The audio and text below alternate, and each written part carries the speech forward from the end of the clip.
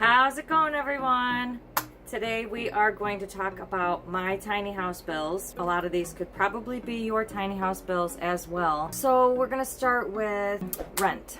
Number one, I was living in an apartment and my rent started at like $6.50, and then every year that went by they raised it like $25. By the time I went to go tiny, my rent was at $9.89. It was just I want to say live more comfortably, but honestly it was not living more comfortably. I was a mess living in an apartment. One of the reasons why I decided to go tiny, it was more affordable, and I didn't want all my stuff to continue to need a space to collect dust in. And now, since my tiny house is paid off, I'm not financing it or anything, so I have no mortgage. However, I do live in a campground and I have a spot that I pay rent in. My old spot used to be $400, which included water, septic, electric, and the spot.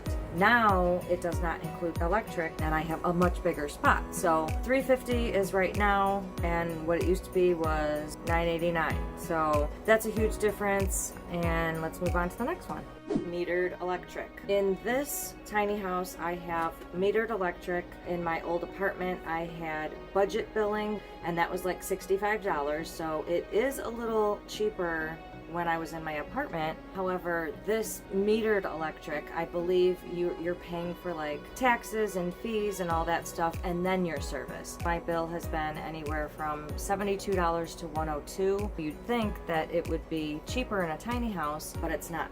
Some people's might be, because they might be connected to somebody else's house, so that is actually paying the price of all of those little things, fees, taxes. That's not included in a normal electric bill. Well, it is, but it's not included in the price that you're using. I use the mini split almost every single day, and I have it in the summer on air, and in the winter I have it on heat.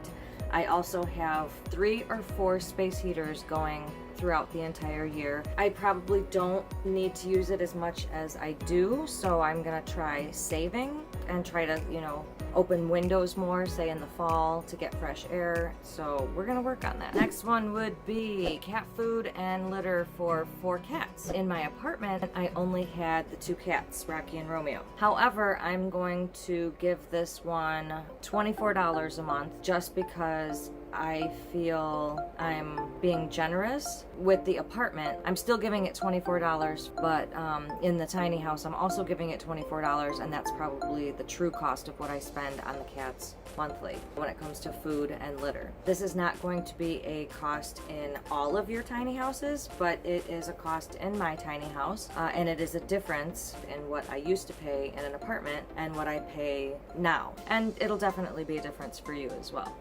I want to say that groceries in an apartment, I was spending $150 a month. Now I've been spending about $300 a month. I also am trying to eat healthier, so it costs a lot more, and there's a lot more, say, produce that you buy. So now my cost is about $300 a month. This also includes eating out at the restaurant. When I don't have specific stuff in the fridge, or I feel like I need to go shopping again, I just go to the restaurant, and that's like $10-15 because then you have to tip. So all that's added in the $300. Everyone's grocery habits and just spending habits are going to be different depending on what you buy, depending on your needs, on how often, and how many you're providing for. Moving on, car insurance. So not everybody owns a car, so not everybody's going to have a car insurance bill, but I own a car. I actually paid it off, so I have no more car payment. So that was one of the things that I had in my apartment, was a car payment, which was like $403.33, and that was a huge bill on top of rent and electric. This tiny house, I've actually paid off my car, so now I no longer have that payment, and I saved that. I purposely paid off my car before I went tiny, so I didn't have that expense. My car insurance is about $79 a month, and it was in my apartment as well, so we're just gonna keep it at $79 then and $79 now. And then for the car, for the apartment, $403.33, and now nothing because I paid it off. Yay! Cell phone bill.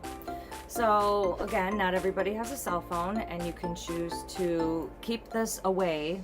But in my old apartment, I had, I think it was Verizon Wireless, and they were charging me like $150. So yeah, I said no more. When I go tiny, I'm going to switch phone companies, get my bill down. So I switched to AT&T, and now my bill is like $123. It used to be like $111, $110, but then I started paying for insurance, which is like $10 a month. So that added on. So it's $123. I'm saving a good $25. But yeah, it is definitely an expense that I'm saving on. Tiny house insurance. When I was living in my apartment, I was not paying insurance at all. Usually when you live in a house, you pay for homeowner's insurance. Tiny house insurance was something that I had to add on. So that was something that was not free before, but didn't exist. And now it does exist. So I pay $58 a month and I go through Strategic, and so far so good. Nothing's happened to my house, and if anything happens, I'm covered, but I'm paying the $58. I want to say first year I paid them monthly. The second year, when they asked me to renew my tiny house insurance, they gave me an option to renew your insurance all together in one lump sum, or you can make monthly payments. So you had to call within a specific amount of time, so I did, and I just decided to make the whole year payment. So yeah, $58 is what I pay, and that's fine because now my house is insured just in case anything is to happen. So I would definitely get it, and I would definitely look into Strategic because it's hard finding tiny house insurance. So I would go with a company that, you know, does it. I am going to add laundry. When I started in this tiny house, I had a washer dryer combo. See right there. In this washer dryer combo, there were some issues. I thought it was a mold issue, and come to find out it was just because I needed to leave the door open in order for the inner lip ring to dry. And now that I have 4 cats, I just didn't want to deal with it. So I got rid of it. When I had that, I was not paying for the water. It was in my rent. So now that I got rid of that, I personally am going to say I do my laundry about twice a month, and it's $175 to wash, $175 to dry, and sometimes the bigger washer is taken, so you need to use 2 smaller washers and split up your load. So I'll spend anywhere from $14 a month on laundry, whereas in my apartment it was in my rent, and when I had my washer dryer combo, that was also inside the rent. That's kind of a cost that is added on, but you guys are gonna have to go to the laundromat. That's an expense, or you'll have to use campground facilities, or wherever you choose to use it, they might make you pay for the water. Now, cable. I do not have cable anymore, so I'm actually saving that expense. In my old apartment, I had Comcast cable, which was included in internet. That was like $150 put together. But now for TV, I got this thing called the Fire Stick, which is $49.99, and it's got a bunch of different stuff on it. I wanted to save the whole cable bill. I don't watch cable much, so you plug this Fire Stick in and you're able to watch Netflix, Hulu if you have that. You can watch YouTube, you can watch news, you can watch sports, movies, bunch of other different things. So yeah, I do not have cable anymore. I'm saving a bunch of money on that. Look around if you want to save on that cable bill. It's actually a big expense. Which brings me to the next one, which would be internet. I had to have internet installed in my tiny house because I decided not to get cable. So I did not have a hole put in my house in order to have a cable run through to give me internet or cable or phone cord. I have my cell phone for phone, I had the Netflix for cable, and I didn't even think about internet. I guess I thought I'd figure it out. When I lived in my other spot, there were 3 rows that allowed free internet. You can hook up to their password, and we were able to use it for free. However, when I moved to my new spot, my rent changed from $400 to $350, but then now I also had to get Wi-Fi. I had to call a company and have them come here and drill a hole in my house, which you can see right here. I put it on my wheel well, then they caulked it up and stuff, so now I have internet. And that is $67 a month. So I guess you could say that $67 plus $7.99 is still less than the $150 that I was paying for cable and internet in my apartment.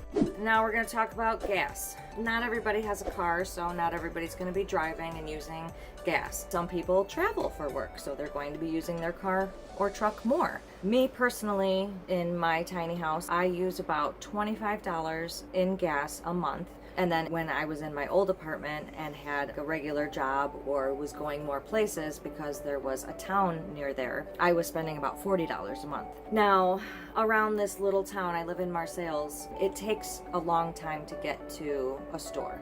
So if you need to go to Menards, it might take 20 minutes to a half an hour. When I was living in the suburbs, it took like 10 minutes. So I leave the campground less than I left my apartment. There were more stores, more restaurants, more places that you could go to. But in this campground, I don't want to drive so long to get to each of these places. So I just don't go anywhere, and I either shop online or just do stuff like that. So $25 in gas now and $40 before. I have one credit card. In my old apartment, I had about 6 or 7 credit cards. I made sure all of those credit cards were paid off before I went tiny. I did not want the expense of a minimum payment of $50 per card or $25 per card. So I made sure I paid off each and every credit card until I went tiny, and it took about a year, and I believe I had them all but one paid off, and I think that's the one I keep using, but I mostly pay it off every time now. But it is a monthly bill. I'm just including it in my monthly tiny house bills. Alright, so that was my tiny house bills, and it's pretty much a big difference from before and after. The difference at the bottom is how much I saved. The one that's circled, you'll see, is how much I spend a month for my bills. You know, everyone's situation is going to be different, but this video is to show you just how much you can save if you go tiny. So when you guys have time in your notes, possibly make 2 lists, what you're spending now and what you plan on spending when you go tiny, and check out the difference and see where you can make some differences. So see where you could save some money. If you guys have any ideas on how I can save money on my monthly tiny house bills, drop them in the comments below. If you guys like this video and my channel, please like, share, and subscribe, and I will see you guys in the next video. But now for TV, for all I have is what's it called? Netflix, which is like $7.99 a month. So basically just make a chart or something yourself, or make some notes or whatever when you're going tiny, and what was that? So yeah, I hope you guys like this video, and if you have any I don't even know what I was gonna say.